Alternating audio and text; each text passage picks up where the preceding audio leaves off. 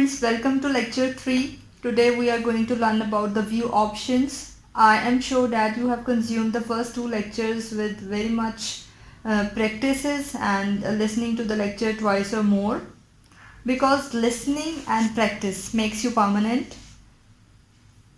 So let's start.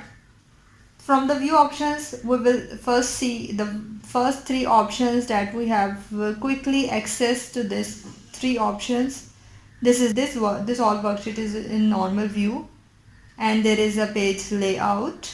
If you click on this, you can see you have a page layout view like this. If I move it from right to left, I have the two pages here. And this page layout view is very much useful in printing data, which I will let you know about how to print this worksheet in PDF and in other page layout views in later videos. So stay connected. Right after the page layout, I have page break. In this way, you can see your data in different breaks. You have different pages with the margin lines separating these data.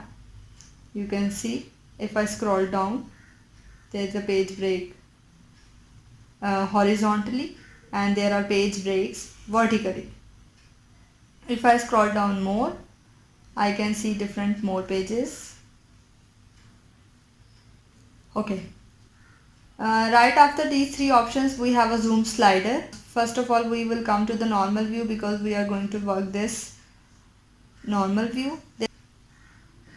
You can also use minus and plus signs to zoom in and zoom out. Okay, this is the normal view.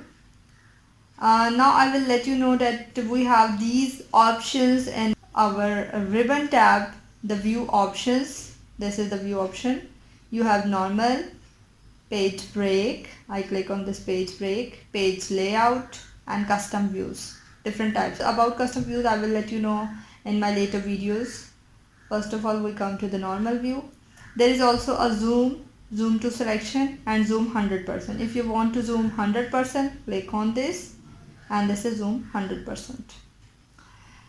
You can also add this zoom into the quick access toolbar if you find it useful. For the most of the time, I am going to right click, add to quick access toolbar. Now it is added.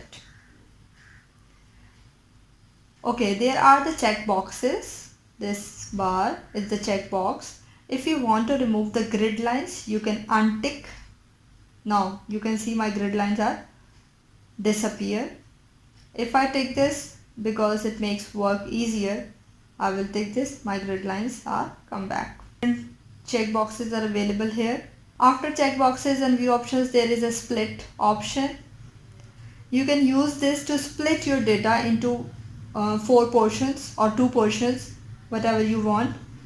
If I click on this split, this will split my data into 4 portions. Now to work with 4 portions, it is very difficult, so I am going to remove this vertical line by double clicking like this. You can see here that I have 2 options to move up and move down. This page has different options and this page has different options. The first page, this split, will stay here, and I can move this page to compare the below data with the upper cells like this. If I go up, and I can move this page also to compare the data with the down page. Okay, I will come back. If you have completed the comparison between the 2 pages, you will come on this split line, double click, and it will be removed from here. After split, there is a freeze panes option. This one, freeze panes. Freeze panes is a very useful tool. If you want to freeze the first row, you can use freeze panes. If you want to freeze the first column, you can also use freeze panes. I will show you from here. Freeze panes, freeze top row, freeze first column. If I select the first freeze top row, it will freeze the top row. Now I can move down and you can see my top row is still freeze. Top row 1 is on its place and I am moving down. But it's not working. I do not want the empty top row. I want to freeze the first 3 rows and the first 3 columns. To do this, you will click in a cell, write directly the row 3 and right after the 3 columns, I will click on this. Now I will go to the freeze panes. Let this freeze panes. Here you can see that you freeze the top row. You can freeze the freeze first column, but it will only freeze the top row and first column. Here I give the command to freeze the first 3 rows and the first 3 columns, so I will click on freeze panes. Now if I move to the left, my first 3 columns are freezed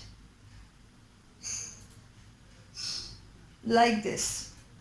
You can simply observe the data compare the data with the first 3 columns, and your headings of first 3 rows are still in place, and you can move downwards with the headings remains the same. Because without these headings you cannot check in which column and in which cell you are going to read which type of reading. So if I click on this, I know this is the customer type, this is the state, this is the city. Okay, to unfreeze panes I will go to the freeze panes and I will check unfreeze panes. Now I can move without the headings and all the rows and all the columns are moving.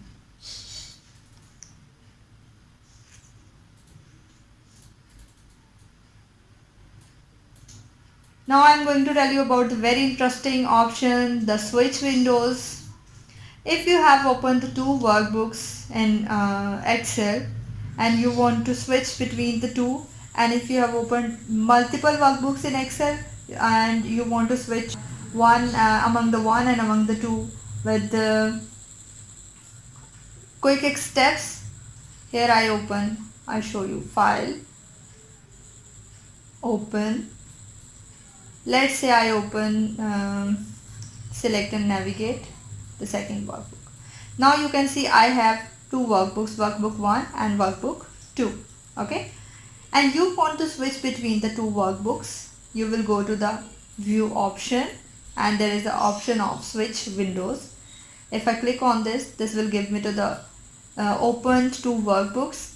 If I click on this, I will switch to the workbook which is change view options. If I click again, I go to the select and navigate the first workbook. There is also quick access to this. You can use Control F6. See, like this you have the first workbook. If I Control F6 again, I have the second workbook. Which is if you want to switch between the worksheets on the same workbook, you can simply click on the worksheet like this. Open sales 2016, open the account managers, and if I come back, I will come on the orders worksheet. In this way you can switch between the worksheets, you can switch between the workbooks with the switch windows. You can use freeze panes to freeze the first 3 columns, the first 3 rows, the first 4 columns, the first 4 rows according to your desire to study the data. Now it's your turn to practice, because practice makes permanent.